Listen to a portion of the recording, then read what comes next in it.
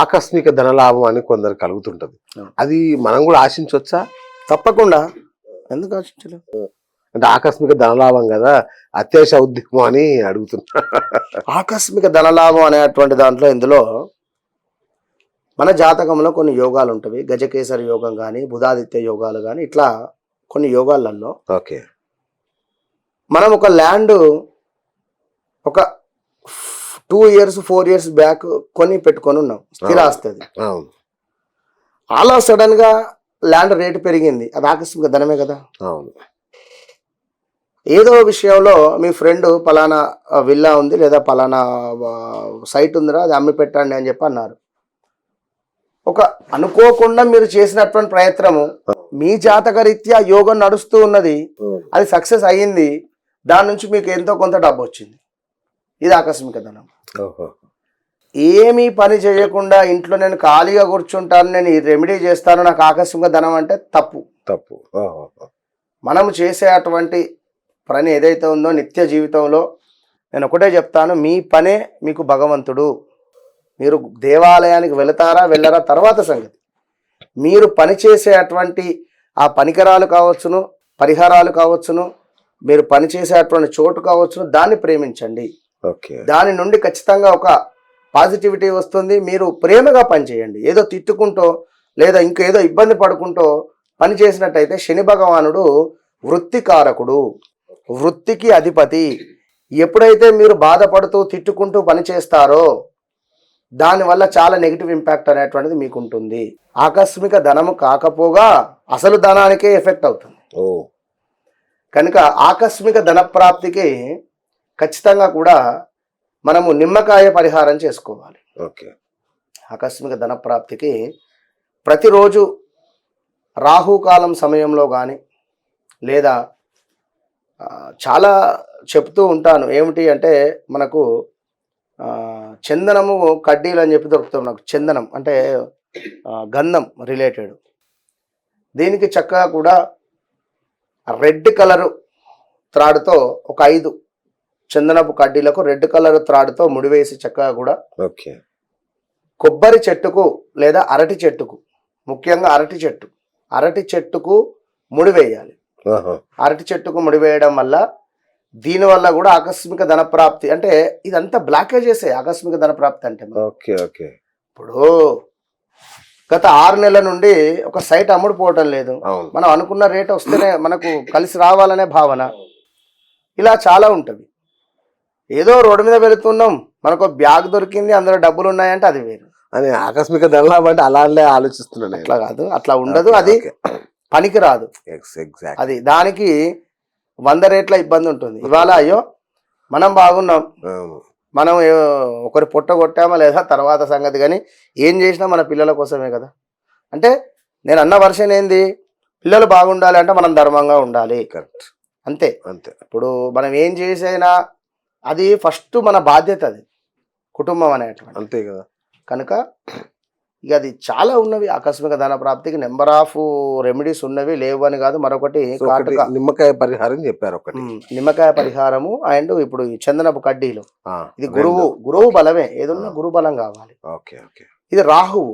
నిమ్మకాయ ఏమిటంటే రాహువు. ఇక్కడ మనకు ముఖ్యంగా కూడా దుర్ముహూర్తం అని ఉంటుంది, దుర్ముహూర్త సమయం ఉంటుంది. ఈ దుర్ముహూర్తం సమయంలో దీపారాధన చేయాలి. దుర్ముహూర్త సమయంలోనే దీపారాధన చేయాలి. ఈ విధంగా కొత్తగా చెప్తున్నా. అవును, దుర్ముహూర్త సమయంలో దీపారాధన చేస్తే కేతువు వారికి యాక్టివేట్ అవుతాడు. కేతువు కానీ రాహువు కానీ నిజంగా ఒకరి జీవితంలో డౌన్ఫాల్ అవుతూ ఉన్న, టాప్ పొజిషన్కి వెళుతూ ఉన్న ఈ 2 గ్రహాలే. శని అని చెప్పి అందరూ అంటున్నారు కానీ చాలా తప్పు. రాహుగ్రహం కానీ కేతుగ్రహం కానీ, ఈ 2 గ్రహాలు వారికి చక్కటి స్థానంలో ఉంటే, రాహువు ఎక్కడ వృషభంలో ఉచ్చబొందుతాడు, కేతు వచ్చేసి వృశ్చికంలో ఉచ్చబొందుతాడు. అదే ఉల్టా అయితే ఇబ్బంది. ఇప్పుడు రాహు దశ స్టార్ట్ అయింది ఉదాహరణకు ఒక మనిషికి, ఈ సమయంలో నేను కెమెరా రిలేటెడ్ కానీ ఒక స్టూడియో పెడతాను అనుకున్నా, లేదా ఒక సినీ ఇండస్ట్రీకి వెళతాను అనుకున్నా ఫెయిల్ అవుతాడు.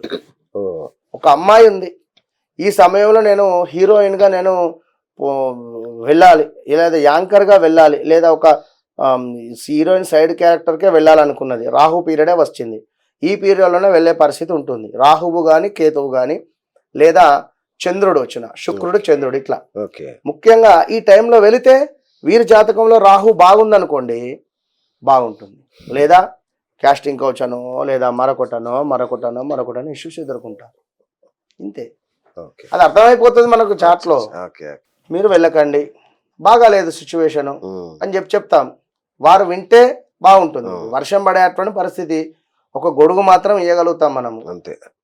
ఇప్పుడు వాతావరణ సూచిక వారు కూడా వర్షాలు పడే సూచనలు ఉన్నాయి, 100% వర్షం పడుతుందని ఎవరు చెప్పరు, అవును, సూచనలు ఉన్నాయి అంటున్నారు ఇక్కడ. అవును. కనుక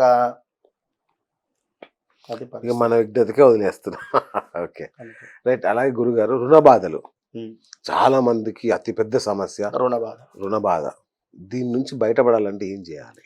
ఇందాక కూడా ఇప్పుడు రాంగ మీ దగ్గరికి చాలా ఏజ్డ్ 74, ఉమ్. తను సుమారుగా 48 lakhs బయట నుంచి రావాలి, బా.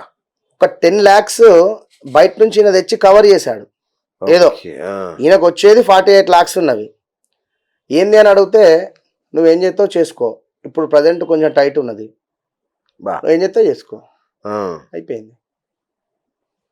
అంటే ఒకరు వాస్తవానికి ఇప్పుడున్నటువంటి సిచ్యువేషన్స్లో డబ్బులు మనము మెరవద్దు అసలు. ఉమ్.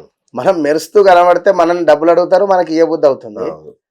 మనము డౌన్ఫాల్ అయ్యే ఉండాలి. మరి అట్లా డౌన్ఫాల్ అయ్యి ఉందామన్నా కష్టమే. సొసైటీ యూనివర్స్ ఒప్పుకోదు. ఫస్ట్ ఆఫ్ ఆల్ సొసైటీ పక్కన పెడదాము. అవును. ఇప్పుడు ప్రతి సెకండ్ యూనివర్స్కి తెలుసు మనం చేసేది. కనుక మనం ఒక అబద్ధం ఆడుకుంటే ఏముంటాం? ఇప్పుడు మనం ఒక కార్లో తిరిగే స్టేటస్ ఉంది, నేను ఆటోలో తిరుగుతా అంటే అది పద్ధతి కాదు. కనుక రుణ బాధలు ఉండేటువంటి వారికి ఒకటే ఒక ఎక్సలెంట్ రెమెడీ ఏమిటి అంటే, నేను నెంబర్ ఆఫ్ ఛానల్స్లో చెప్తూ ఉంటా, మైత్రేయ ముహూర్తాన్ని ఫాలో కండి అని చెప్పి, అదొకటి. రెండవది మంగళవారం రోజు ఎప్పుడైనా కూడా ఎవరికైనా కూడా అప్పు అనేటువంటిది తీసుకోవద్దు. మంగళవారం రోజు అప్పు తీసుకోకూడదు. మనం విన్నారా, ఎవరికైనా ఇచ్చేది ఉంటే మంగళవారం ఇచ్చేసేయాలి. మంగళహోరం మనకు 12:40 నుండి 1:40 దాకా ఉంటుంది. ఈ సమయంలో నేను మీకు అప్పు ఇవ్వాలి, డబ్బులు ఇవ్వాలి. ఈ సమయంలో డబ్బులు ఇచ్చేస్తే తొందరగా తీరే ఛాన్సెస్ ఎక్కువ ఉంటుంది.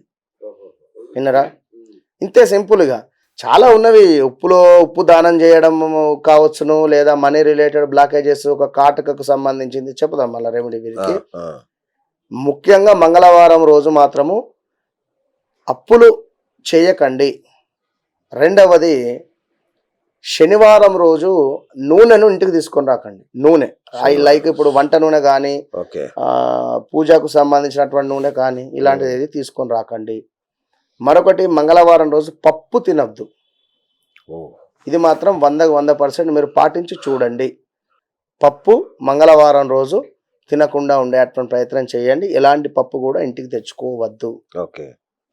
దీనివల్ల